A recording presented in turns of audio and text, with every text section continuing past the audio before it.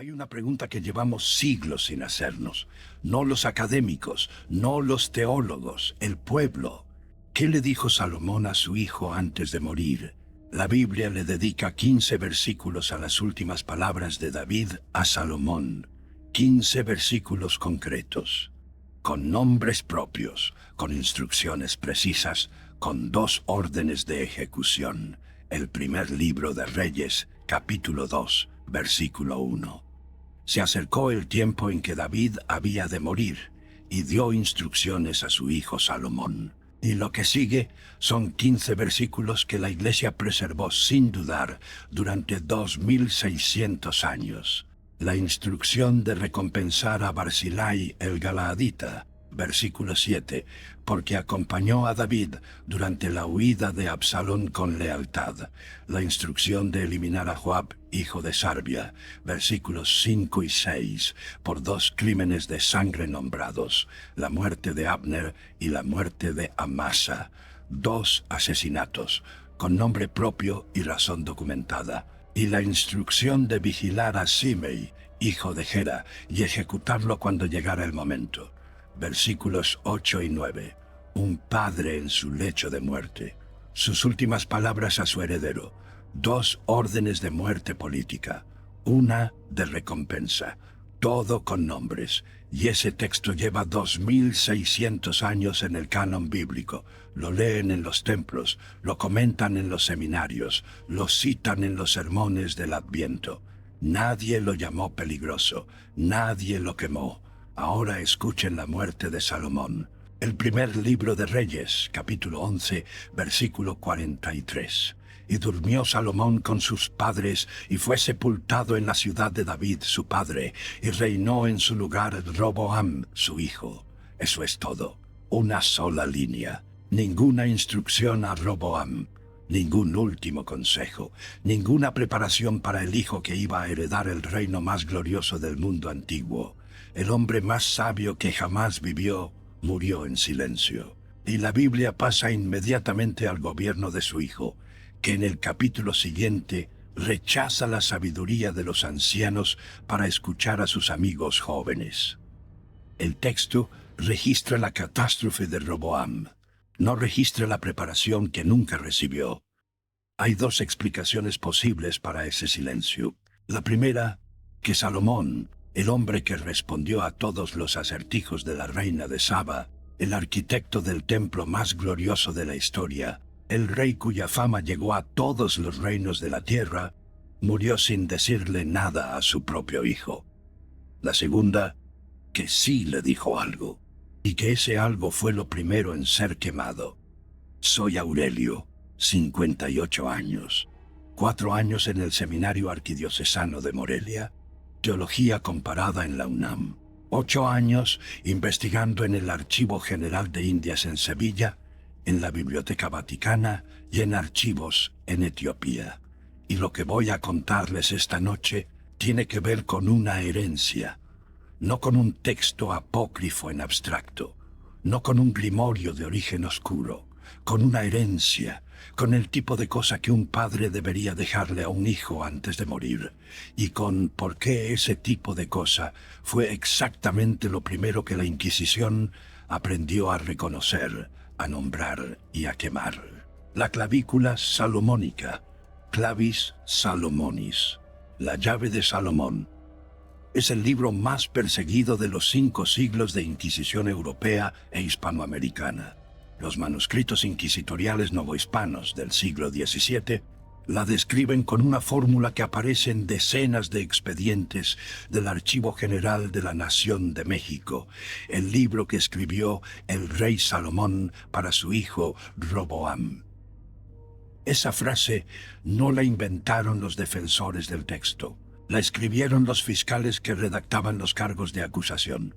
Los propios inquisidores que condenaban el libro lo describían con exactitud en sus documentos oficiales. Nombraban al destinatario, Roboam, el hijo al que la Biblia no registra haber recibido nada de su padre. Y esa contradicción me llevó años resolver. La clavícula salomónica abre con una dedicatoria que ningún decreto gelasiano logró eliminar completamente de la historia. Dice esto: Yo, Salomón, hijo de David, escribo esto para ti, Roboam, mi hijo, para que esta sabiduría no perezca de la tierra. Esa frase sobrevivió porque fue copiada en secreto durante siglos. Copiada en monasterios, donde los copistas sabían exactamente lo que estaban transcribiendo. Copiada en las celdas de investigadores que arriesgaban el proceso inquisitorial para preservarla. Copiada incluso en los propios archivos de la Inquisición, donde los fiscales la registraban como prueba de cargo. Y hoy existe en uno de los repositorios más respetados del mundo académico, el manuscrito Harley 3981, guardado en la Biblioteca Británica de Londres, el manuscrito más completo de la clavícula salomónica que existe, preservado con toda la ironía que eso implica por la misma institución que en otros territorios financiaba la destrucción de sus copias. Ese manuscrito conserva el prólogo en que Salomón se dirige directamente a Roboam. La evidencia documental del destinatario suprimido, el papel de una herencia que existió, que fue escrita, que fue dedicada con nombre y apellido, y que la Iglesia decidió que el mundo no debía heredar. Pero la clavícula no es el único texto, el Testamento de Salomón, un texto del primer al tercer siglo de nuestra era, escrito en griego koiné, estructurado como documento de vejez, como advertencia de un padre a las generaciones que vendrán. Sus capítulos finales, del 23 al 26, describen algo que no existe en ningún libro bíblico canónico: la caída espiritual de Salomón, sus matrimonios con mujeres extranjeras, la pérdida progresiva de su poder, su incapacidad para recuperarlo del todo, narrado en primera persona, con una lucidez que nunca encontrarán en el texto canónico. Esto no es hagiografía, no es el retrato del héroe sin defectos. Es el relato de un hombre que tuvo todo el poder del mundo y describió, con precisión clínica, cómo lo perdió, para que su hijo no repitiera el mismo error. Eso es lo que un padre le deja a un hijo cuando sabe que va a morir. No instrucciones de ejecución política, el mapa de sus propios errores, la advertencia que solo puede venir de alguien que los vivió. Y ese texto fue el que el Papa Gelasio I, hacia el año 496 de nuestra era, declaró apócrifo por nombre, no junto con otros textos como categoría general. Por su nombre, específicamente específicamente el texto en primera persona donde Salomón habla directamente a sus herederos. El decreto gelasiano no eliminó un texto peligroso, eliminó una herencia. Deténganse en la paradoja documental, porque es la más reveladora de toda esta historia. David muere, dando a Salomón instrucciones de ejecución política. Mata a Joab, que derramó sangre de guerra en tiempos de paz. Mata a Simei, que maldijo al rey ungido de Dios. Esas instrucciones llevan 2600 años en el canon bíblico. Son escritura sagrada. Ningún concilio las cuestionó. Ningún índice de libros prohibidos las incluyó. Ningún inquisidor las quemó en una plaza pública. Salomón muere dejando a Roboam el mapa de su sabiduría espiritual, el testamento que describe sus errores y cómo recuperarse de ellos. La clavícula, con su dedicatoria directa. Yo, Salomón, escribo esto para ti, Roboam, mi hijo. Esos textos fueron declarados apócrifos en el año 496. Aparecieron en el Índice Romano de Libros Prohibidos de 1599. Aparecieron en el Índice de Valdés de 1559, el que rigió los territorios hispánicos durante siglos. Fueron quemados en plazas públicas durante 5 siglos de Inquisición. El criterio de preservación no fue la santidad del contenido, fue la utilidad para el poder institucional. Las instrucciones de ejecución política, útiles. El poder siempre requiere textos sagrados que validen las muertes necesarias. El mapa de la sabiduría espiritual directa. Peligroso. Un pueblo con acceso directo al conocimiento de Salomón no necesita intermediario. Esa es la diferencia.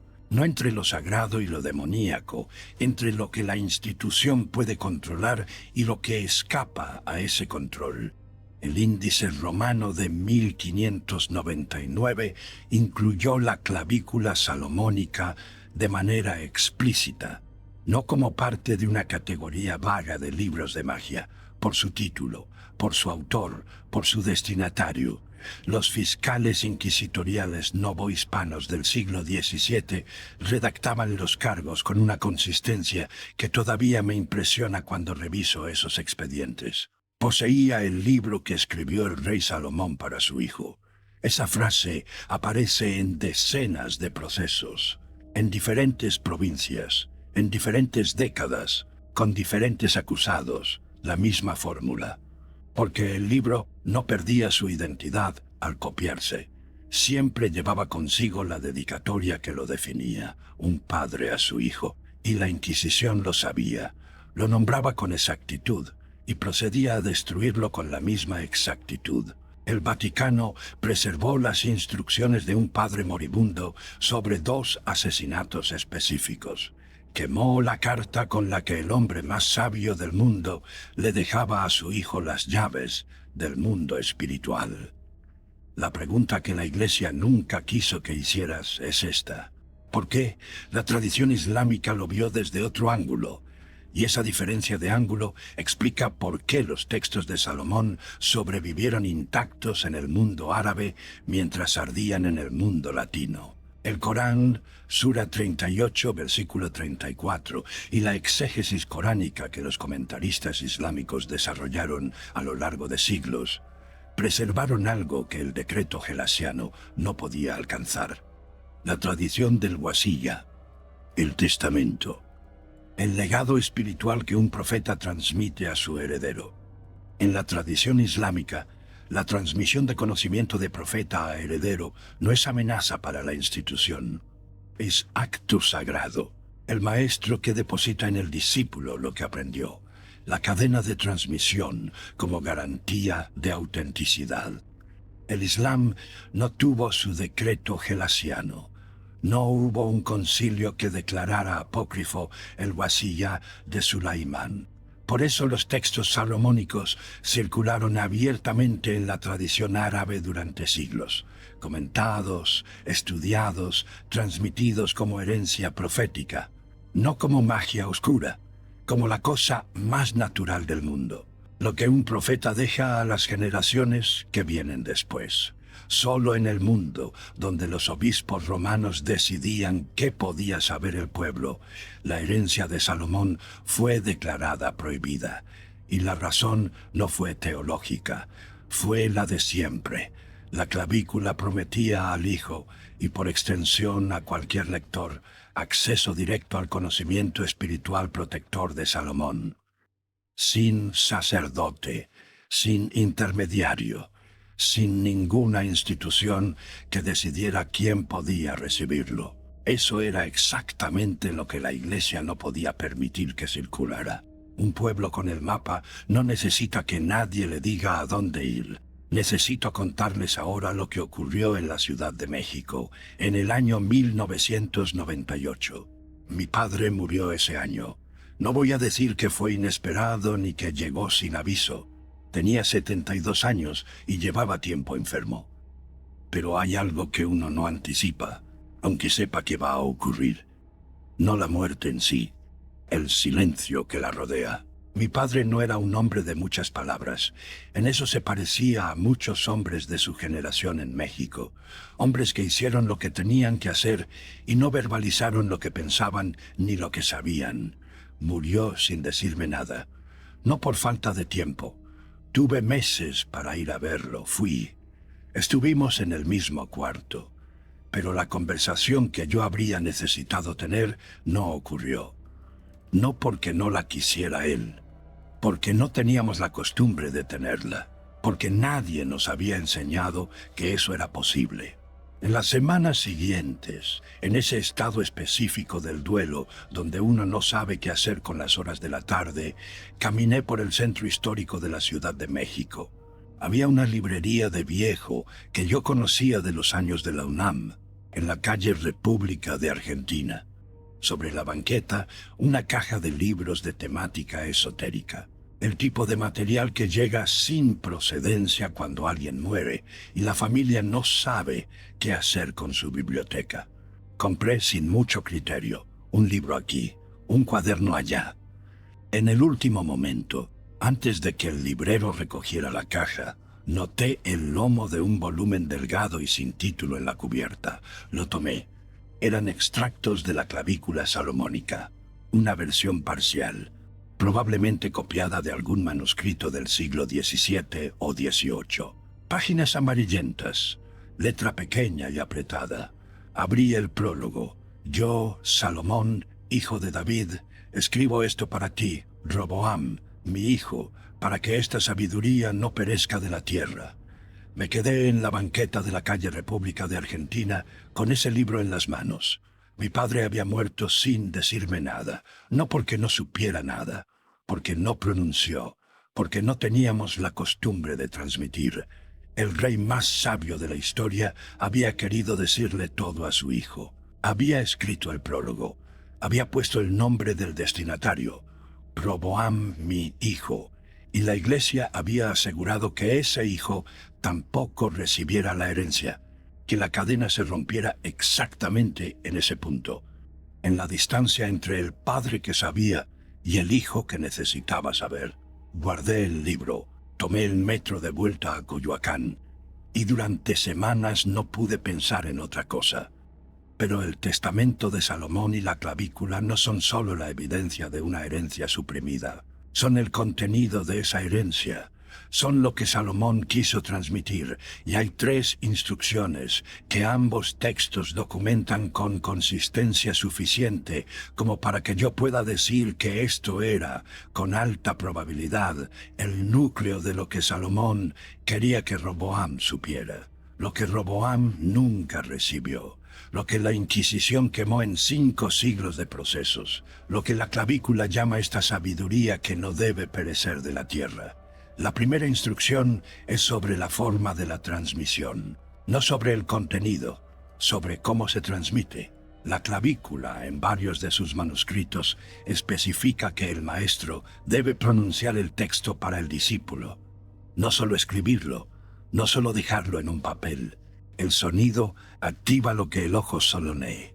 Hay un paralelo en el Eclesiastés, el libro que la tradición atribuye al propio Salomón, en el capítulo 12, versículo 1. Acuérdate de tu Creador en los días de tu juventud. El verbo en hebreo, sakar, no significa solo recordar en silencio. Significa hacer presente verbalmente, nombrar en voz audible. El mismo principio. El conocimiento que no se pronuncia permanece inerte. El conocimiento pronunciado a otro en su presencia activa algo diferente. Mi padre no me dijo nada no porque no supiera, porque no pronunció. Roboam no recibió la herencia de Salomón no porque el texto no existiera, porque la cadena de pronunciación fue cortada. La segunda instrucción tiene que ver con lo que el testamento de Salomón llama la pérdida del anillo. No literalmente, como metáfora funcional de algo muy preciso. Salomón perdió su anillo y por tanto su poder, porque no identificó a tiempo lo que estaba erosionando su intención.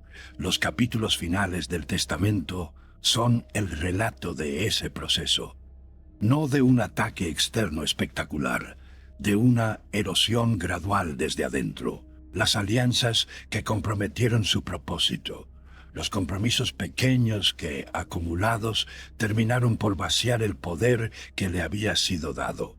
La instrucción práctica que el testamento deja para el hijo y para cualquier lector es esta: identificar, nombrar en voz audible qué personas o hábitos están erosionando la intención espiritual del propio hogar, no en silencio, no como ejercicio mental privado, en voz audible, porque el poder del nombre es el mismo principio que la primera instrucción documenta. Lo que no se nombra no puede ser enfrentado. Lo que se nombra pierde exactamente el poder que tenía mientras permanecía sin nombre. Salomón lo supo demasiado tarde. Quiso que Roboam lo supiera antes. La tercera instrucción es la más difícil de transmitir y la más reveladora sobre lo que ocurrió con el propio Roboam. La clavícula, y esto está documentado en el manuscrito Harley 3981 con suficiente claridad, requería que el discípulo llegara ya con la pregunta formada. No la respuesta, la pregunta. El maestro que transmite a quien no ha pedido recibir está desperdiciando la transmisión. La herencia espiritual no se puede imponer. Solo funciona cuando el receptor la solicita activamente. Salomón lo sabía. No le impuso la herencia a Roboam. Roboam no la pidió. Y cuando llegó al trono, en el capítulo 12 del primer libro de Reyes, rechazó el consejo de los ancianos para escuchar a sus amigos jóvenes. El texto bíblico registra el resultado. El reino se dividió. 10 tribus se separaron. El templo, que había costado 7 años y 70,000 portadores de carga, quedó al frente de un rey que no había pedido la sabiduría de su padre. No porque Salomón no quisiera transmitirla, porque la tercera instrucción era también la condición de la transmisión. Y Roboam nunca formuló la pregunta. Déjenme decirles algo que no es fácil de decir.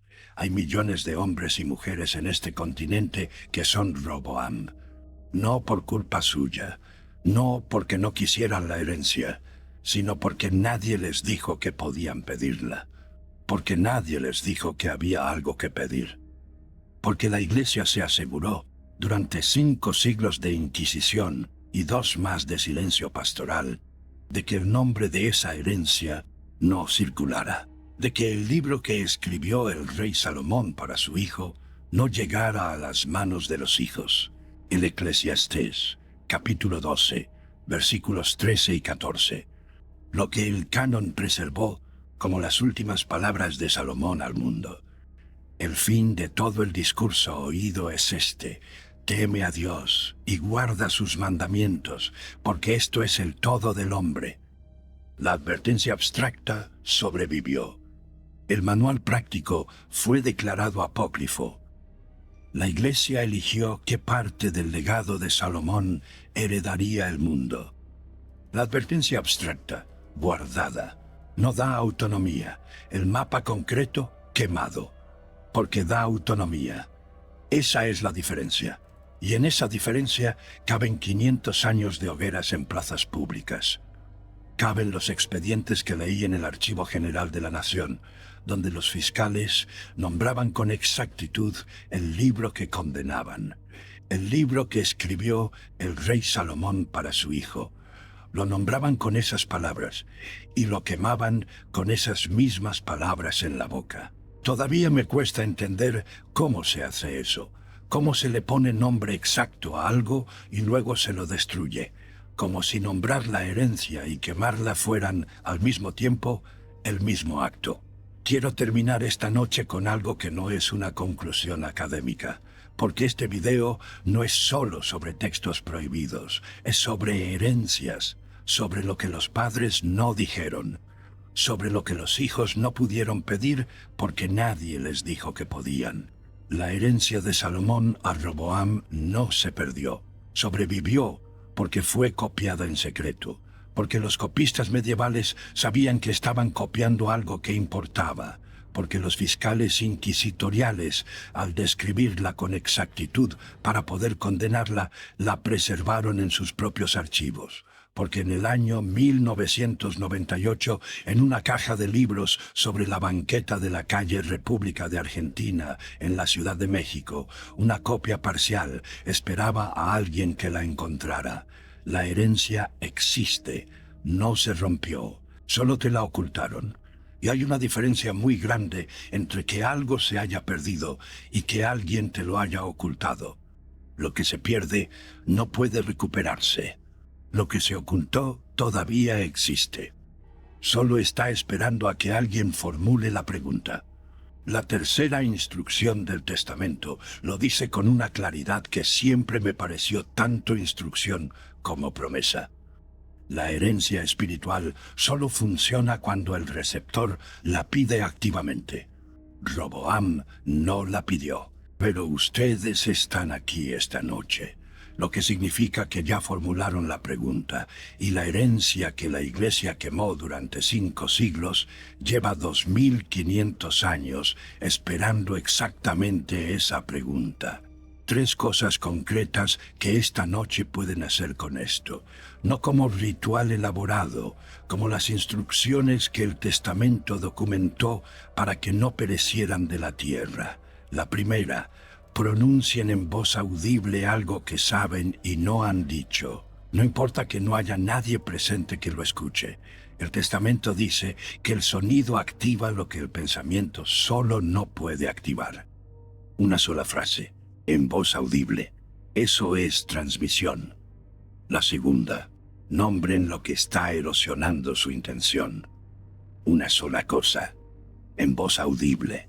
El compromiso que saben que está vaciando lo que debería estar lleno. Nombrarlo en voz audible le quita exactamente el poder que tenía mientras permanecía sin nombre. Salomón lo aprendió demasiado tarde. Ustedes no tienen que aprenderlo así. La tercera, si hay alguien en su vida a quien deben transmitir algo y no lo han hecho, esta noche es una buena noche para empezar. No el discurso completo, una frase, pronunciada en voz audible. Lo que el padre de Aurelio no dijo, lo que Salomón quiso decirle a Roboam, y la Iglesia se aseguró de que nunca llegara. Todavía puede llegar. No porque yo lo diga, porque la herencia que el rey más sabio de la historia escribió para su hijo todavía existe. En el manuscrito Harley 3981 de la Biblioteca Británica, en los expedientes del Archivo General de la Nación, donde los fiscales la nombraron con exactitud para poder quemarla. En cualquier librería de viejo donde alguien dejó en una caja lo que no supo que tenía. La herencia no se perdió, solo se ocultó, y hay una diferencia muy grande entre las dos cosas. Esta noche llegó hasta aquí. Hagan con esto lo que quieran. Soy Aurelio. La verdad no necesita permiso. Nos vemos pronto.